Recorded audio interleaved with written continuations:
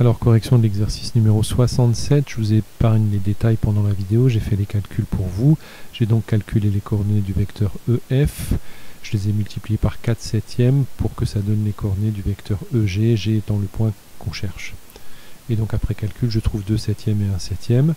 Si vous ne comprenez pas ou si vous pensez que j'ai fait une erreur, n'hésitez surtout pas à me solliciter. Dans l'exercice 69, vous avez les coordonnées de 3 points, A, B et M. On vous demande premièrement de calculer les coordonnées du vecteur AB. Donc c'est purement calculatoire, hein. Ça fait moins 5, moins 3, ça fait moins 8. Et ça fait 5 moins 1, c'est-à-dire 6. Et on a besoin aussi des coordonnées du vecteur AM. Donc ça fait moins 1, moins 3, ce qui fait moins 4. Et 2 moins 1, ça fait 3.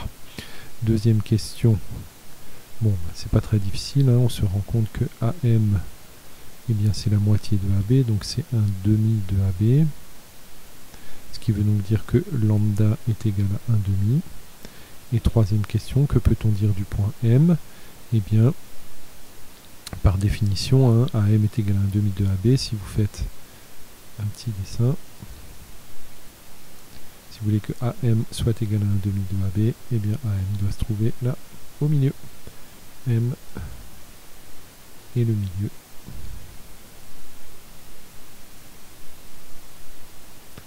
du segment AB.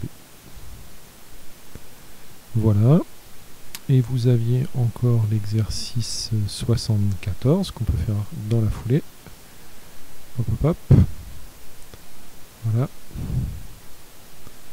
C'est parti. Exercice 74. On vous demande de vérifier si les vecteurs sont collinéaires. Donc ça c'est assez rapide, hein. Et bien pour le premier, on voit sans faire de lourd calcul, hein, que V est égal à moins 3 demi de U. Si vous n'arrivez pas à trouver ce coefficient facilement de tête, eh bien vous faites le nombre, c'est-à-dire vous prenez l'abscisse de V, vous le multipliez par l'abscisse de U, donc vous trouvez moins 3 demi, et vous faites pareil avec l'ordonnée, moins 4,5 divisé par 3. Donc si je multiplie tout ça par 2, ça fait moins 9 sixièmes. Et si je simplifie tout ça par 3, je retrouve moins 3 demi. Donc V est égal à moins 3 demi de I, ce qui veut dire que donc ici que U et V sont collinéaires. Deuxième question.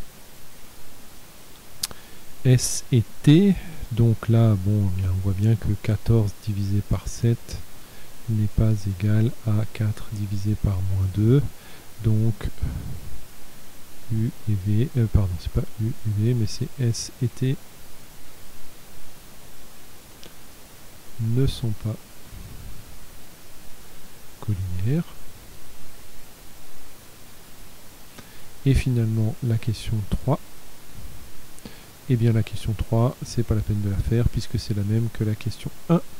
Voilà donc pour l'exercice 74.